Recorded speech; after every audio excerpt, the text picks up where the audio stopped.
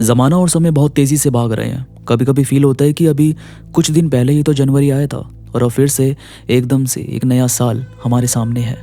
हम फिर से जनवरी की तरफ बढ़ रहे हैं। हम हर साल बहुत सारे प्रॉमिस खुद से करते हैं, पर सच बताऊं तो उनमें से बहुत ही कम चीज़ें हम कर पाते हैं। ऐसा समझ लो कि बिल्कुल ना के बराबर ही ऐसा होता है। पर मेरा यकीन मानो, वो छोटी सी चीज़ भी, यानी आपने भले ही शुरू में जितना भी प्रॉमिस खुद से किए और उनमें से कोई भी प्रॉमिस आपने पूरे साल नहीं किया, उसके बावजूद भी आपकी जो इम्प्रूवमेंट है वो होती है। क्योंकि भाई आपने शुरू में जो प्रॉमिस किए वो कोई भी कुछ ना करने वाला इंसान सोच ही नहीं सकता। भाई जिसे कुछ करना ही नहीं, वो क्यों ये प्रॉमिस करेगा, क्यों ये सोचेगा कि यार मुझे भी कुछ ना कुछ करना है, इस साल हम ऐसे करेंगे, इस साल मैं ये चीज़ करूँगा, ये कोई क्यों ही करेगा।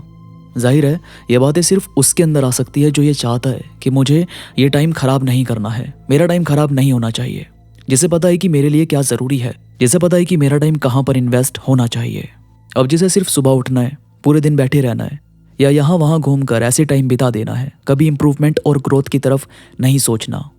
इम्प्रूवमेंट के बारे में सोचना भी अपने आप में एक ग्रोथ का साइन है कि आप में वो खुद काबिलियत है कि मुझे ये करनी है, ये चीज़ करनी है, मुझे इस चीज़ को इसी तरफ लेकर जाना है। और जब ऐसा होता है ना भाई, तो ऑटोमेटिकली आपके जो एक्शंस होते हैं वो भले ही उन प्रोमिस से मैच ना करें जो आपने साल की शुरुआत में खुद से किए थे, पर फिर भी आपके एक्शंस ऑटोमेटिकली उसी डायरेक्शन में रहेंगे कि मेरा टाइम ख़राब नहीं होना चाहिए, मुझे किसी ना किसी तरह से अपने आप को इस चीज़ में आगे बढ़ाना ही है। अब जैसे मानो आपने शुरू में प्रॉमिस किया कि मैं इस साल बुक्स पढ़ूंगा और कोई ना कोई नई किताब लेकर उसके बारे में जानूंगा। अब जब साल शुरू हुआ तो आपने वो सब किया, यानी जनवरी तक सब ठीक था। मगर भाई अगले महीने से तो आप इतने बिजी होने लगे कि दोस्तों के पास चले गए, घर आए तो घर का काम करने लगे, फिर ऑफिस का काम भी किया, और अगर आप पढ़ने वाले हो तो आपकी स्टडी की भी किताबें होंगी। यानी ये सारी चीज़ें इस तरह से हो जाती है कि आपका फिर किताबें पढ़ने का, यानी बाकी जो किताबें हैं जो आपने सोची हुई थी उनको पढ़ने का मन करता ही नहीं। और जब मन ही नहीं करता तो फिर दिन बीतने शुरू हो जाते हैं, और यहीं से वो टाइम शुरू हो जाता है कि शुरू में तो बहुत सारी प्रॉमिस किए थे मगर उसे पूरा नहीं कर पाए। लेकिन यहाँ पर एक चीज़ और है जो सबसे ज़रूरी है, और वो ये है कि आपने भले ही प्रॉमिस पूरे नहीं किए, चलो नहीं पढ़ पाए आप किताबें जो आपने खुद से बोल रखी थी, मगर आपने ये ज़रूर किया कि जब भी आपको मौका मिलता तो आप नॉलेज गेन ज़रूर करते। जैसे किसी फ्रेंड के थ्रू कोई बात आपको पता चली तो उसके बारे में पढ़ लिया, कोई इंटरव्यू या पॉडकास्ट सुना तो वहाँ से कुछ जानने को मिल गया, किसी चीज़ के बारे में कुछ जानना चाहा तो यूट्यूब पर वीडियोस देख ली, या कैसे भी करके अपने आप को एक्टिव तो रखा। और इस चीज़ से आपका टाइम खराब नहीं हुआ, बल्कि जो किताबें आपको पढ़नी थी बस वो आपने नहीं पढ़ी, लेकिन आपके एक्शंस अभी भी उसी डायरेक्शन में रहे कि फ्री टाइम या आपकी जो थिंकिंग है वो आपको किस जगह रखनी है ये तो आपने ज़रूर सोचा।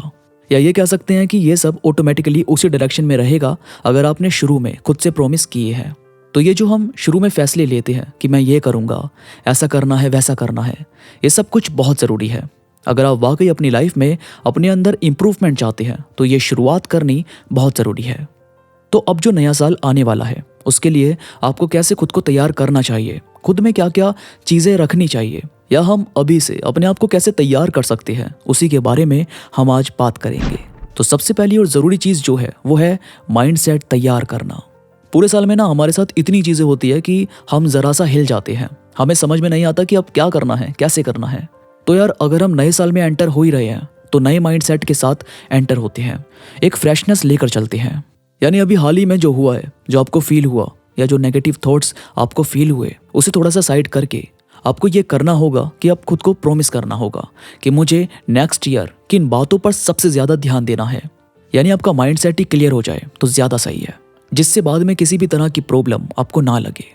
ऐसा नहीं होना चाहिए कि हम किसी बात से काफ़ी परेशान हैं और वो बात लगातार हमारे अंदर चले जा रही है, अब उसका कोई सोल्यूशन भी हमें नज़र नहीं आ रहा, तो हम उसी को सोचते हुए बिना कोई एक्शन लिए बस ऐसे ही दिन बिताते रहें। अगर अभी कोई सोल्यूशन नहीं है तो उसे सोचो ही मत, ताकि आपको स्ट्रेस फील ना हो। तो माइंडसेट क्लियर रखो कि मुझे अभी ये सब नहीं सोचना है, अब वो करना है जो अभी सबसे ज़्यादा ज़रूरी है, जो आपको आगे बढ़ने में मदद करेगा, जो आपको बेहतर फील करवाएगा। तो ये जो माइंडसेट है वो एक तरह से आपको पुश करेगा, आपको आगे बढ़ाएगा। और फिर आप भले ही बेसिक से शुरू करो, पर करो ज़रूर। अभी यहाँ बेसिक का क्या मतलब है? बेसिक का मतलब है कि आप ऐसा मत सोचो कि मुझे अभी 100% देना है या 100% रिजल्ट चाहिए। अगर मान लो आपने सोचा है कि मैं रनिंग करने जाऊँगा, तो यहाँ पर अगर आप पहले दिन ही 5 किलोमीटर दौड़ लगाने चले जाते हो तो फिर अगले दिन हिम्मत ही नहीं होगी, मन ही नहीं करेगा कि मुझे निकलना है, मुझे उठना है, बल्कि सोते रहोगे आराम से। तो शुरू में थोड़ा सा ही टारगेट सेट करो और उसे थोड़ा थोड़ा पूरा करके आगे बढ़ो। इससे ये होगा कि आपने अपने ऊपर प्रेशर भी नहीं लिया, तो आप बहुत ज़्यादा टायर्ड फील नहीं करोगे। और दूसरा, जब थोड़ा थोड़ा टारगेट पूरा होगा तो आपकी हिम्मत भी बनेगी और कॉन्फिडेंस भी आएगा। होता है ना कि हाँ मैंने आज ये कर लिया, अब कल फिर से करूँगा, तो एक तरह की मोटिवेशन आपको मिलती है।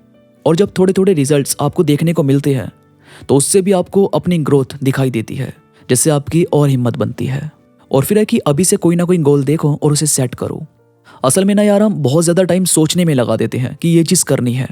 अब जैसे मानो किसी को स्विमिंग सीखनी है, तो अभी तो उन्होंने सिर्फ सोचा है, और फिर बाद में जब टाइम निकलने लगेगा तो फिर सर्च करेंगे, फिर ढूंढना शुरू करेंगे कि ये चीज़ कहाँ सिखाई जाती है, कहाँ से अच्छे से सीख पाएंगे, कहाँ की बातें ज़्यादा लोग कर रहे हैं। उसके बाद वो खुद से थोड़ा बहुत फैसला लेंगे और फिर उसके बाद ज्वाइन करेंगे।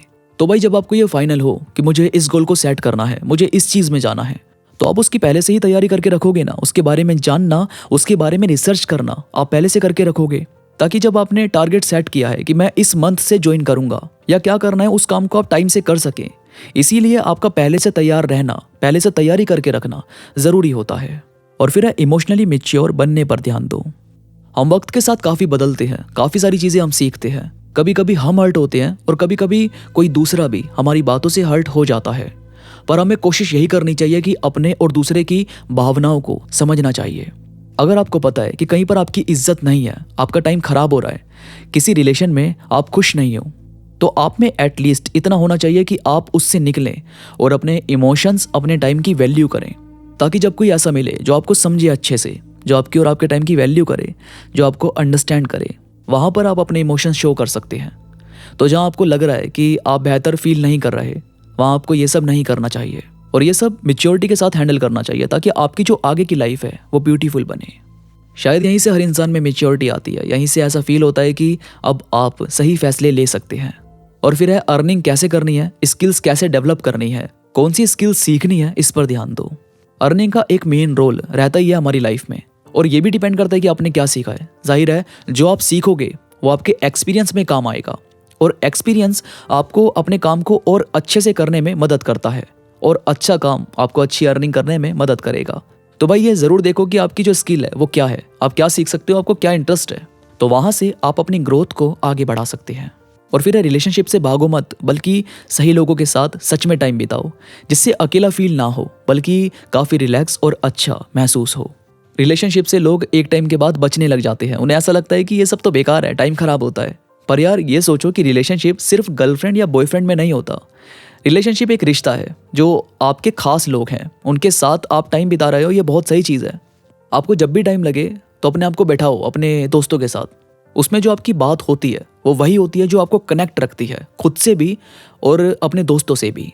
ये नहीं होता वहाँ पर कि स्ट्रेस फील हो रहा है या कुछ समझ नहीं आ रहा, बल्कि आप सही रहते हो और अपने आप में थोड़ा फ्रेश फील करते हो। और फिर है कि अपने लिए टाइम निकालो, जैसे खुद के मनपसंद शोज़ देखना, गाने सुनना, डांस करना, या जो भी आपको अच्छा लगता है। ये ज़रूरी इसलिए है कि आपको ये फील ना हो कि भाई बस दिन बीते जा रहे हैं, यानी कुछ अलग फील नहीं हो रहा। इसीलिए ये ज़रूरी है कि आप थोड़ा सा खुद को उन चीज़ों में भी रखो जिससे आपका शौक और आपका जो अपने अंदर एक अपनापन है वो रहे, और आपको सच में काफ़ी अच्छा महसूस हो। आप मोटिवेट रहें और अपने आप को लगातार आगे बढ़ाते रहें। तो दोस्तों ये थी कुछ बातें जो आपको मोटिवेट रखेगी, जो आपको आगे बढ़ने में मदद करेगी। वीडियो में कोई भी बात आपको पसंद आई तो प्लीज़ लाइक करो और कमेंट्स में मुझे ज़रूर बताओ कि आपको आज की वीडियो कैसी लगी। इसके साथ ही मेरे साथ इंस्टाग्राम पर अभी कनेक्ट हो, जो इंस्टाग्राम पर मैं थॉट्स कोट्स अपलोड करता रहता हूँ, जो मुझे यकीन है कि आपको ज़रूर पसंद आएंगे। इंस्टाग्राम का लिंक नीचे डिस्क्रिप्शन में मौजूद है, तो प्लीज़ क्लिक करो और कनेक्ट हो जाओ। तो अभी के लिए बस इतना ही, मैं मिलूंगा आपसे नई वीडियो के साथ, तब तक के लिए धन्यवाद।